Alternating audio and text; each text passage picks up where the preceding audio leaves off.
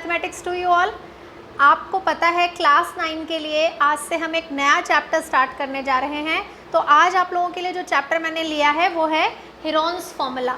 Heron's formula जो है वो मेंसुरेशन का एक पार्ट है।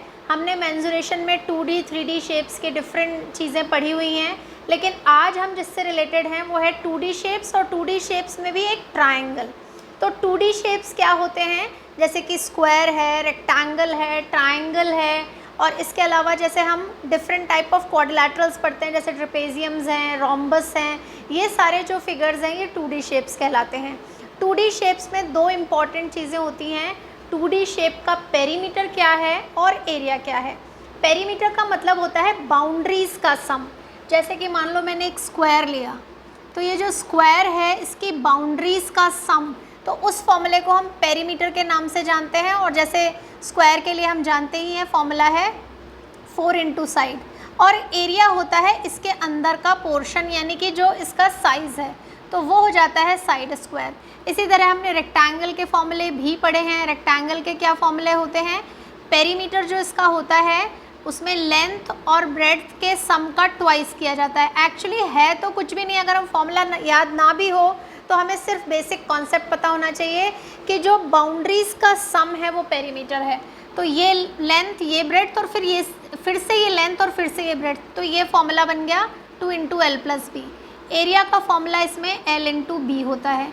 तो ये वो फॉर्मूले हैं 2D शेप्स में जो हमने पहले पढ़े। इसके अलावा हमने ट्रेपेजियम का एरिया, रोम्बस का एरिया, ये सब भी पढ़ा है।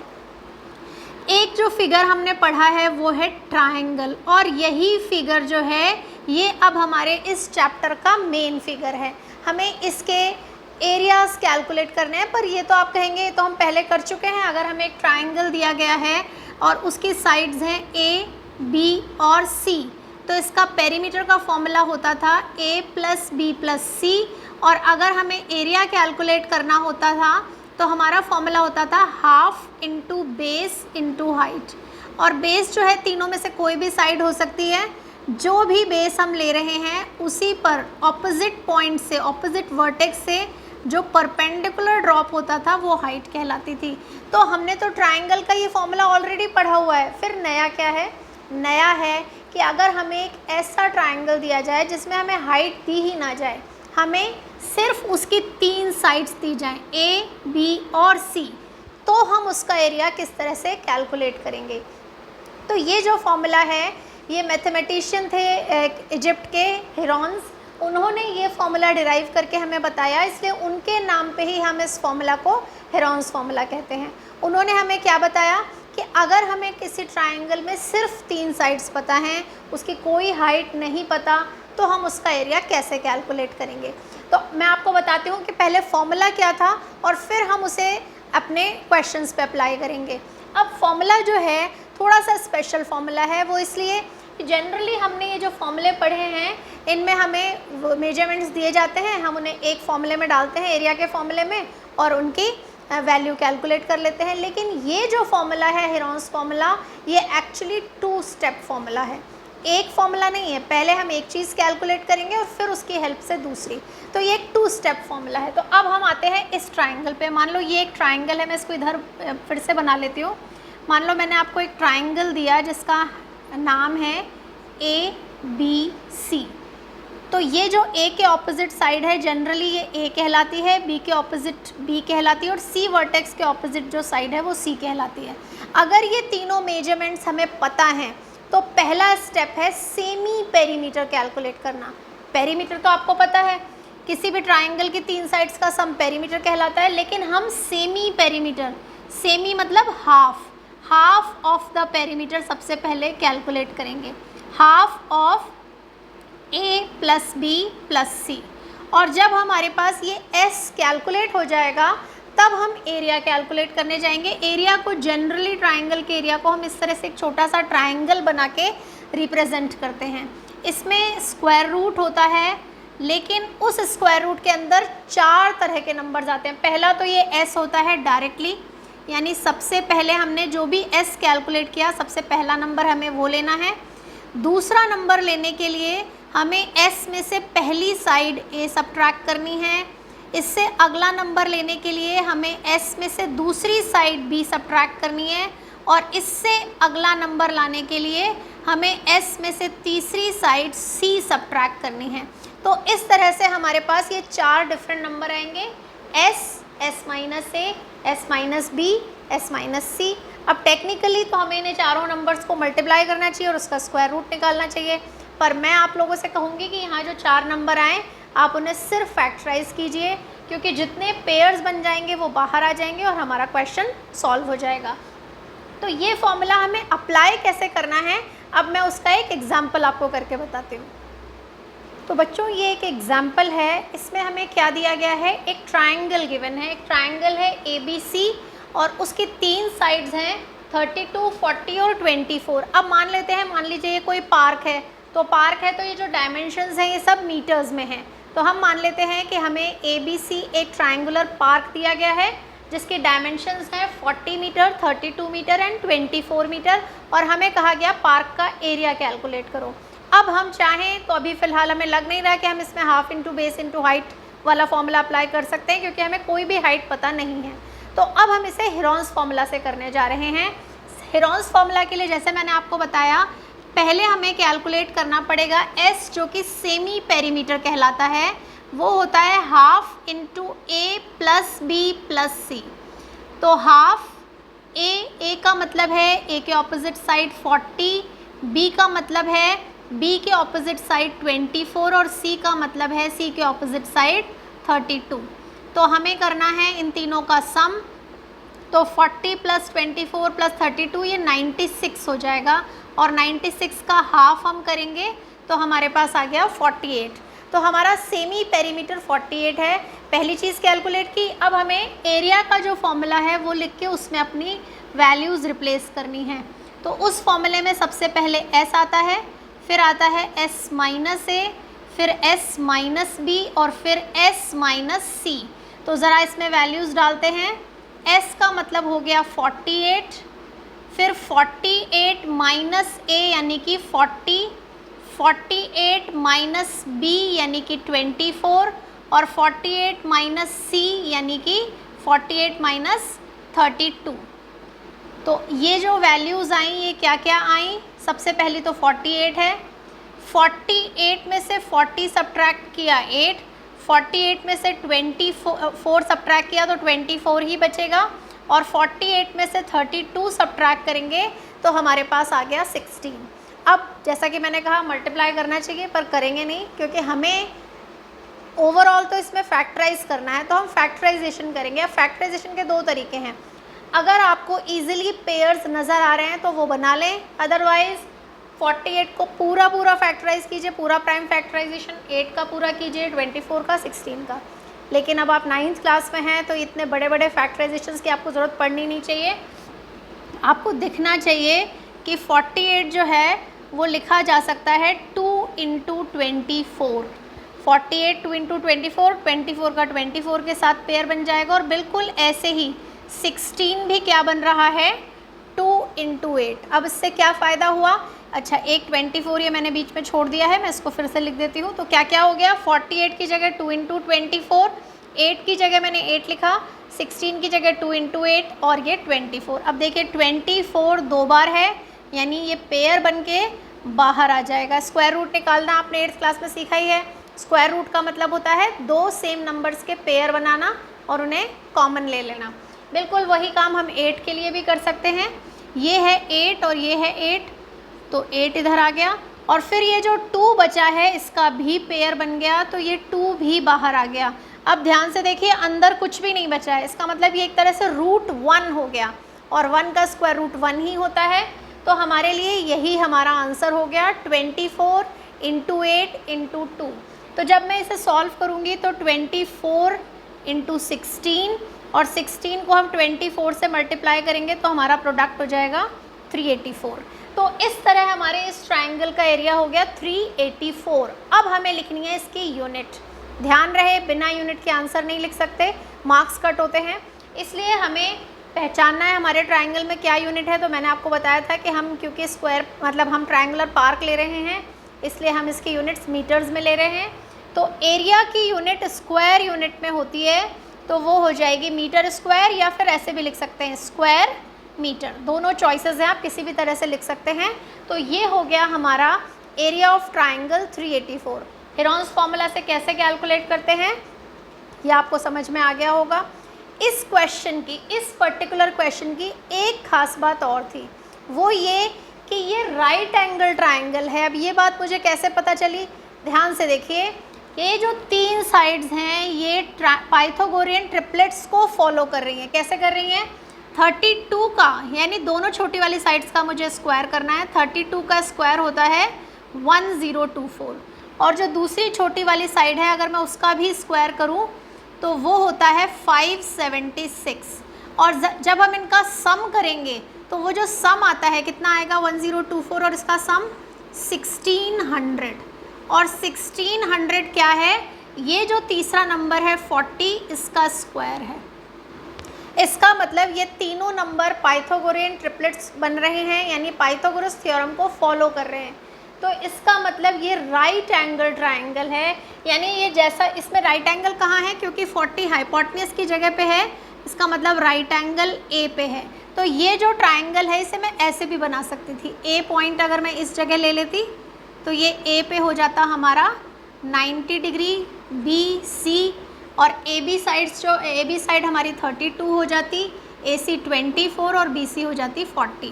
तो अगर हम ये चीज़ पहले से कैलकुलेट कर लेते, अगर हम पहले से ध्यान दे देते, तो हम इसका area half into base into height से भी कैलकुलेट कर सकते थे। वो कैसे, half into 32 into 24। Area of triangle का जो फॉर्मूला मैंने आपको अभी बताया, half into base into height, वो यहाँ अप्लाई हो रहा है। 2 से हम 32 को कैंसिल करें 16 आ जाएगा, और 16 इंटू 24 अभी थोड़ी देर पहले मैंने आपको बताया किसके इक्वल होता है, 384। पर ये हर जगह नहीं हो सकता, सिर्फ जो राइट एंगल ट्राइंगल हैं उनमें हम दोनों मेथड अप्लाई कर सकते हैं, दोनों से एरिया कैलकुलेट कर सकते हैं, हेरोन्स फॉर्मूला से भी और half into base into height से भी। तो इस तरह के जो कुछ स्पेशल ट्राइंगल होते हैं, जैसे एक ये था राइट एंगल ट्राइंगल, अब मैं आपको एक जो इक्विलैटरल ट्राइंगल और आइसोस्केलस ट्राइंगल होते हैं उनमें भी ये करके बताती हूँ कि उनमें भी दोनों मेथड किस तरह से अप्लाई हो सकते हैं। तो अब मैं आपको बताने जा रही हूँ कि एक और स्पेशल ट्राइंगल है। पहला वाला ट्राइंगल राइट ट्राइंगल था, ये है इक्विलैटरल ट्राइंगल, क्योंकि इसकी तीनों साइड सेम है, तीनों साइड्स हैं 10 10 10 सेंटीमीटर। अब हम इस क्वेश्चन को भी दोनों तरीक़ों से सॉल्व कर सकते हैं, हेरोन्स फार्मूला से भी और half into base into height से भी। पहले मैं हेरोन्स फार्मूला से कर रही हूँ। हेरोन्स फार्मूला के लिए सबसे पहला स्टेप है एस कैलकुलेट करना, जो कि है हाफ इंटू तीनों साइड्स का सम, 10 + 10 + 10। तो ये 10 + 10 + 10 30 हो गया। अच्छा, ये यूनिट्स हमें पहले से पता होनी चाहिए। तो ये इक्विलैटरल ट्राइंगल है जिसकी तीनों साइड्स 10 सेंटीमीटर यूनिट की हैं। तो ये 30 को हाफ से मल्टीप्लाई किया हमने, तो हमारे पास आ गया 15।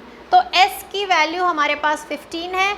अब हमें सेकेंड स्टेप वाला फॉर्मूला अप्लाई करना है, जो कि कहता है पहले s लेना है 15, और फिर 15 में से 1/1 तीनों साइड सब्ट्रैक्ट करनी है, यानी 15 में से 10 सब्ट्रैक्ट होने वाला है कितनी बार, 3 बार। तो अब हमारे पास क्या क्या आ जाएगा, 15 और 15 - 10 तीनों बार हो गया 5।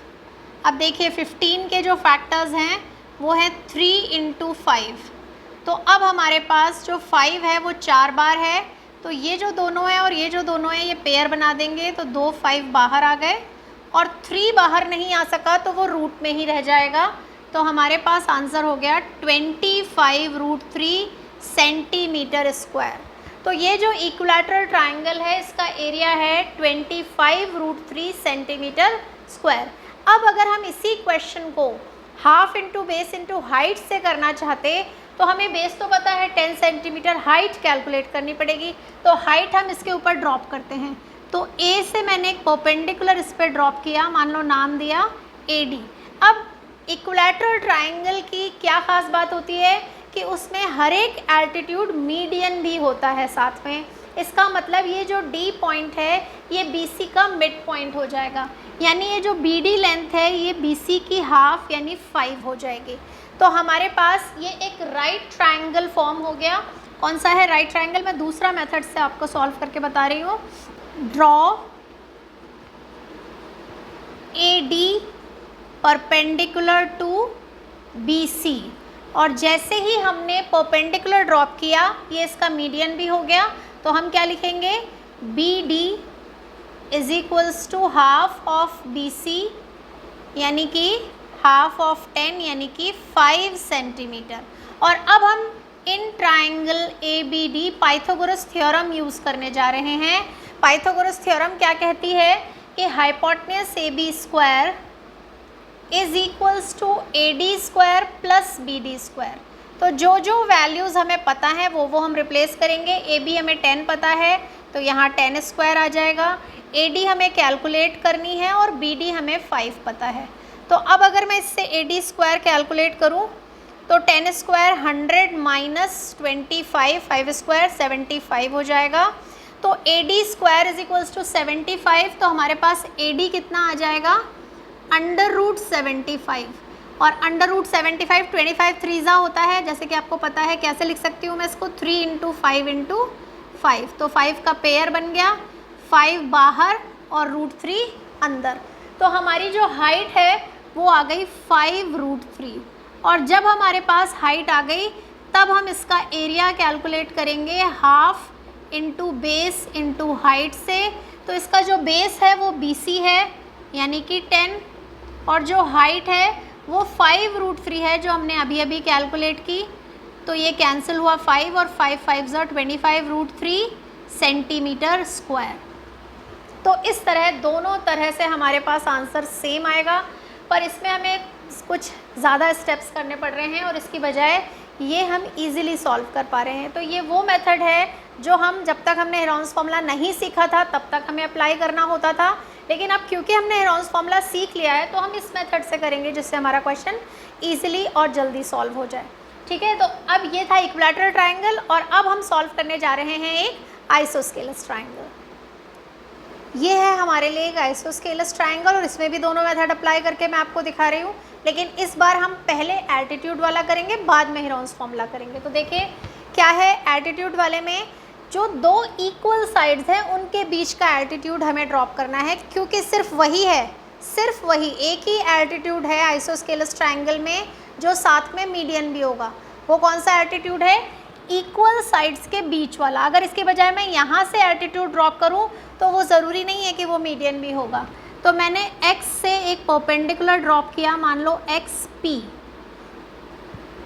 तो draw XP perpendicular to YZ। ये जो XP है ये मीडियन भी है, तो YP लेंथ जो है वो हाफ ऑफ 8 हो जाएगी यानी 4 सेंटीमीटर। और अब हम इसमें ट्राइंगल XPY जो है राइट एंगल ट्राइंगल, इसमें पाइथागोरस थ्योरम अप्लाई करने जा रहे हैं। तो XP square plus PY square is equals to XY square. Perpendicular square plus base square is equals to hypotenuse square. XP square तो हमें पता नहीं है, PY या YP 4 है तो ये 4 स्क्वायर हो गया। XZ जो है वो 5 है तो ये 5 स्क्वायर हो गया। तो XP स्क्वायर कैलकुलेट करने के लिए 5 स्क्वायर यानी 25 में से 4 स्क्वायर यानी 16 माइनस करा, तो XP square is equals to 9, और 9 जो होता है वो 3 का स्क्वायर है। तो हमारे पास XP यानी जो हाइट है वो आ गई 3 सेंटीमीटर। और जैसे ही हमारे पास हाइट 3 सेंटीमीटर आई, अब हम एरिया ऑफ ट्राइंगल कैलकुलेट करने जा रहे हैं। तो एरिया बन जाएगा half into base into height.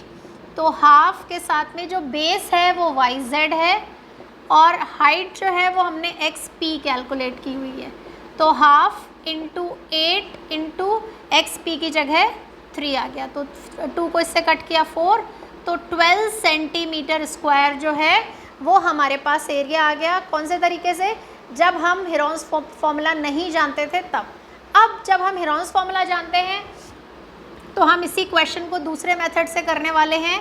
उसमें हम पहले S कैलकुलेट करेंगे जो कि है हाफ इंटू तीनों साइड्स का सम, किस किस का, 5 + 5 + 8 दैट इज़ 18 और 18 का हाफ किया तो 9। तो s की वैल्यू हमारे पास 9 है।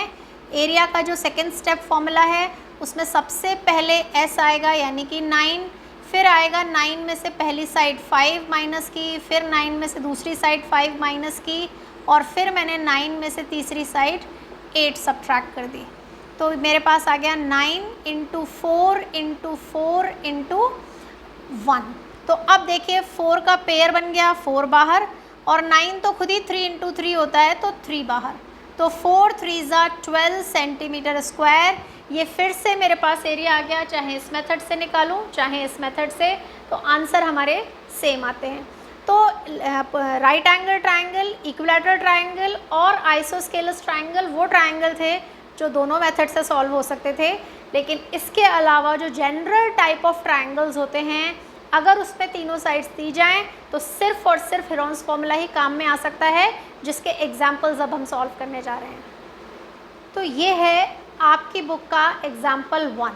काफ़ी सिंपल क्वेश्चन है। क्या कह रहे हैं कि एक ट्रायंगल है, ये इस तरह से मैंने एक ट्रायंगल ले लिया, मान लो ABC। तो उन्होंने कहा कि इसकी 2 साइड्स हैं 8 और 11, और तीसरी साइड उन्होंने हमें दी नहीं है, लेकिन हमें इसका पेरीमीटर दिया हुआ है 32। तो पेरीमीटर का फॉर्मूला होता है a + b + c। तो पेरीमीटर हमें 32 दिया हुआ है, a और b 8 और 11 है, b और c, तो हमें a कैलकुलेट करना है। तो a = 32 में से हम ये जो सम है 8 और 11 का, इसको सब्ट्रैक्ट करेंगे तो ये 19 हो गया। 32 में से 19 सब्ट्रैक्ट किया तो हमारे पास बचेगा 13 सेंटीमीटर। तो इसका मतलब ये जो इसकी अननोन साइड थी, ये अब हमारे पास कितनी है, 13 सेंटीमीटर। तो अब हमें तीनों साइड्स पता चल गई हैं। अब हम अपना एरिया कैलकुलेट करने जाते हैं। तो सबसे पहले एस कैलकुलेट करते हैं, जो कि है सेमी पेरीमीटर, और पेरीमीटर हमें उन्होंने डायरेक्टली दिया हुआ ही है, हाफ × 32 पेरीमीटर है। तो एस हमारा हो गया 16। अब हमें जब एस पता चल गया तो हमें अपने एरिया का फॉर्मूला, उसमें वैल्यूज़ अप्लाई करनी है। तो पहले मैं फॉर्मूला लिखती हूँ। फॉर्मूला है एस -a, s -b और s -c। तो ये एक एक करके हम वैल्यू पुट करने जा रहे हैं। सबसे पहले मैंने s की जगह लिखा 16, फिर बनेगा 16 - 13 क्योंकि a 13 आया है हमारा, फिर बनेगा 16 - 11 और फिर बनेगा 16 - 8। अब वैल्यूज़ डालते हैं। तो ये 16 है, 16 - 13 3 हो गया, 16 - 11 5 हो गया, और 16 - 8 8। अब अगर मैं इसे फैक्टराइज करूँ तो 16 जो है वो मेरा बन रहा है 2 × 8 × 3 × 5 × 8। तो यानी अब की बार सिर्फ एक ही पेयर बन रहा है 8 का, 8 बाहर, बाकी सब अंदर हैं। 2 3 और 5 कोई भी पेयर नहीं बन पाया, तो इन्हें मल्टीप्लाई कर देंगे 30। तो 8√30 सेंटीमीटर स्क्वायर, ये है हमारे इस ट्रायंगल का एरिया। √30 जो है हम उसे सॉल्व कर सकते हैं, स्क्वायर रूट का तरीका आपने सीखा है 8th क्लास में, लेकिन आप इस जगह भी छोड़ देंगे तो भी आपका काम हो जाएगा। तो इस तरह से काफ़ी सिंपल क्वेश्चन था एग्जाम्पल 1। अब एग्जाम्पल 2 सॉल्व करते हैं। एग्जाम्पल 2 जो है हमारी बुक का, वो अपने आप में एक केस स्टडी बेस्ड क्वेश्चन है। यानी कि जो केस स्टडी क्वेश्चंस आते हैं वो कुछ इसी टाइप के होते हैं, अप्लाइड मैथमेटिक्स पे, यानी प्रैक्टिकल प्रॉब्लम। बिल्कुल वैसा ही एक क्वेश्चन ये दिया है इन्होंने कहा एक ट्रायंगुलर पार्क है जिसकी डायमेंशंस दी हैं 50 मीटर, 80 मीटर और 120 मीटर। एक गार्डनर है, उसे 2 काम करने हैं। पहला, इसके अंदर कितनी ग्रास ग्रो करनी है ये पता लगाना है, और दूसरा, इसकी चारों तरफ बाउंड्रीज पे फेंसिंग करनी है। अब जो प्लांट, जो हमें ग्रास ग्रो करनी है, वो जो जगह है वो कहलाएगी एरिया, और जहाँ हमें फेंसिंग करनी है वो कहलाएगा पेरीमीटर। तो पहले हम ग्रास कहाँ, कितने एरिया, कितने पोर्शन में ग्रो करनी है वो कैलकुलेट करेंगे, यानी हम एरिया कैलकुलेट करेंगे, और उसके बाद हम फेंसिंग वाला करेंगे। तो सबसे पहले एरिया की बात करते हैं। क्योंकि हमें ट्रायंगल के तीनों साइड्स गिवन है, इसलिए हमें इसमें हेरोन्स फार्मूला अप्लाई करना है। और हेरोन्स फार्मूला के लिए सबसे पहले चाहिए एस, यानी कि half of the perimeter, semi perimeter. तो वो हो जाएगा हाफ तीनों साइड्स, यानी कि 50, 80 और 120 का सम। अब देखिए 120 प्लस 80 ये 200, 200 प्लस 50 250 और 250 का हाफ जब हम करेंगे तो हमारे पास आ जाएगा 125। तो जो सेमी पेरीमीटर है वो हमारे लिए 125 है। अब हम एरिया कैलकुलेट करने जा रहे हैं। तो सबसे पहले मैं एरिया का फॉर्मूला लिखने जा रही हूँ आप लोगों के लिए, एस माइनस ए, एस माइनस बी और एस माइनस सी का प्रोडक्ट। अब हम इसमें वैल्यूज़ रिप्लेस करने जा रहे हैं। तो सबसे पहले s की जगह आएगा 125, फिर आएगा 125 माइनस 50, फिर आएगा 125 माइनस 80 और फिर आएगा 125 माइनस 120। अब ज़रा ये वैल्यूज़ कैलकुलेट करते हैं। तो 125 की जगह तो 125 है, 125 में से 50 सब्ट्रैक्ट करेंगे तो हमारे पास बचेगा 75 और 125 में से 80 सब्ट्रैक्ट करेंगे तो ये 45 आ गया और 125 में से 120 किया तो 5 आ गया। अब हमें इसको सॉल्व करना है। एक्चुअली ये जो कैलकुलेशन है वो इस तरह से होनी चाहिए थी, पर मेरे पास जगह कम है इसलिए मैं इस तरह सॉल्व कर रही हूँ। पर आप लोग जब भी कॉपी में अपने क्वेश्चन सॉल्व करें तो आपका जो सॉल्व करने का तरीका है वो इस तरह से होना चाहिए, first line, second line, third line, fourth line. तो अब हम ज़रा इसको सिंप्लीफाई करते हैं। 125 का फैक्टराइजेशन 3 बार इसमें 5 आता है। 75 का फैक्टराइजेशन होता है, सबसे पहले ये नंबर 3 से डिवाइड होता है तो 25 बचता है और 25 में 2 5 आ जाते हैं। इसी तरह 45 जो है उसमें फैक्टराइजेशन होता है 9 इंटू 5, तो जो 9 है उसमें खुद में 2 बार 3 होता है और फिर एक 5 और उसके बाद लास्ट में हमारे पास एक 5 ये वाला है ही। अब ज़रा हम पेयर बना के देखते हैं कौन कौन से बन रहा है कौन कौन से नहीं। तो देखिए ये 5 एक पेयर बन गया तो मैं इसको लिख लेती हूँ बाहर। फिर उसके बाद ये वाला 5 और ये वाला 5 मिलके भी एक पेयर बना रहा है, ये भी बाहर। फिर उसके बाद ये जो 5 है और ये जो 5 है इसका भी पेयर बन गया, एक और 5 बाहर। ये जो 5 है ये अनपेयर्ड रह गया। अब 3 चेक करते हैं तो 3, ये जो दोनों 3 हैं इनका भी एक पेयर बन रहा है, 3 बाहर।